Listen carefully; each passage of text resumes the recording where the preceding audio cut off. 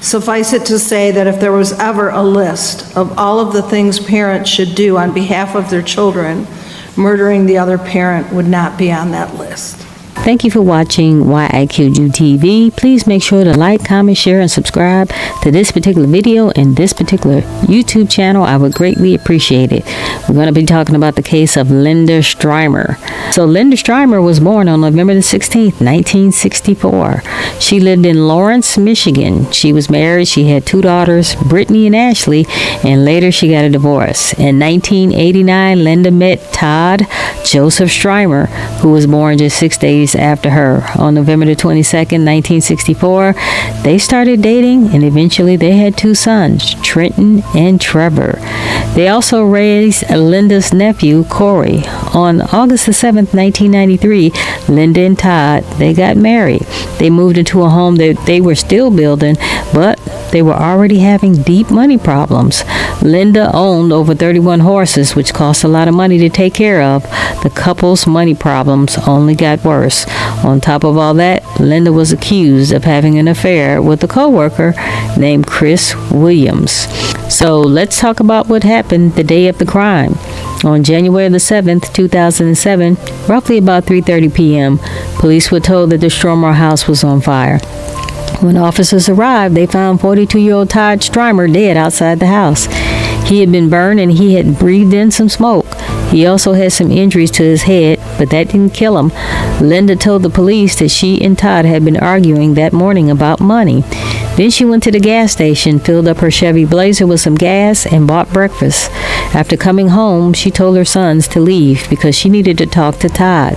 She went downstairs to do some laundry while Todd was upstairs.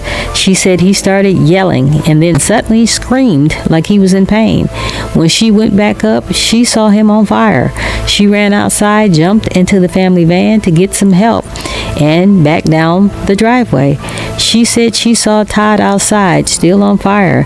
She got out to help him, but couldn't do much, so she got back in the van. It was stuck in the mud, so she drove forward instead of backwards. She saw Todd was no longer on fire, and she got out again to try to help. Neighbors saw the fire and came over. They saw Todd burn and not moving. He only had some socks and some sweatpants on, which were down at his ankles. Police learned that on the day before the fire, January the 6th, Todd and Linda had argued because he thought that she had been cheating on him.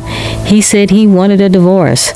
On the day of the fire, Linda did go to the gas station like she said, but the gas station worker said it looked like she was filling up a gas can and not a car. A gas can was found in the yard. Police also checked the van and found Todd's blood under it and on the bumper. They believe Linda ran over Todd after he was on fire.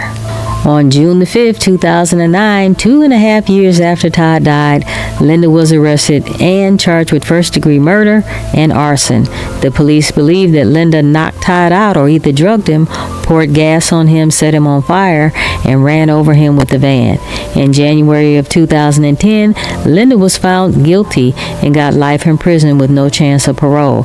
But in December of 2018, the ruling was overturned.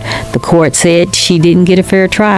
For example, the prosecutors wrongfully claimed Linda had 2 phones, and her lawyer used a weak defense by saying Todd set himself on fire. Linda was released on $10,000 bail and waited for her second trial. That new trial started on March the 27th, 2025, and on April the 11th, she was once again found guilty of first-degree murder and arson. Her sentencing was set for May the 19th, 2025.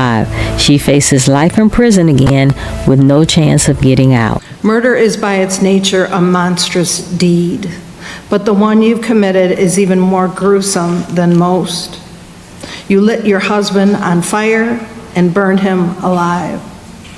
When he made it out of the house and you had a chance to reconsider your actions, you instead doubled down and ran him over with your car. I cannot fathom the suffering he endured in his last moments of life. And I cannot fathom the damage you've inflicted on Todd's family, his mother, his siblings, now your grown children, his grown children. You lured them out of the house using one of your many labyrinths of lies. They went to the mall and movie at your request, thinking you'd be discussing divorce details with your victim.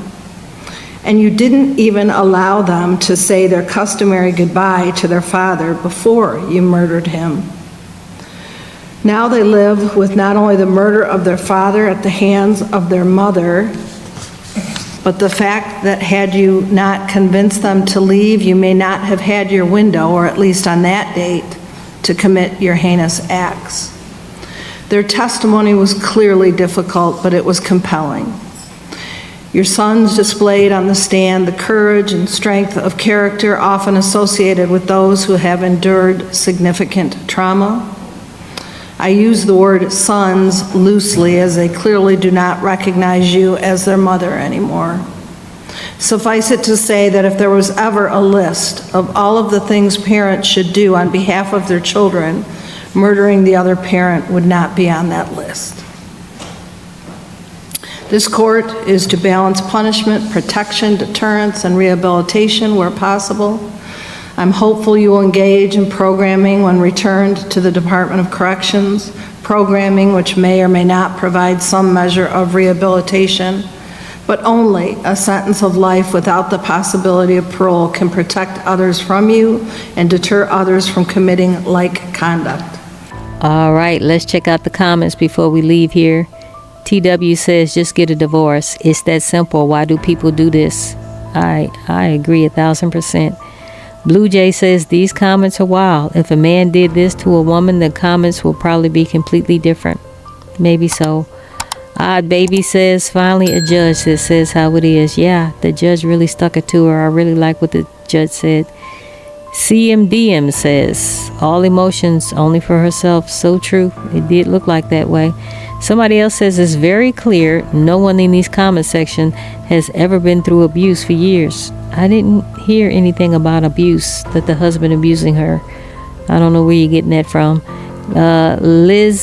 Lizzie King says she's only crying for herself. I didn't see any remorse. True that.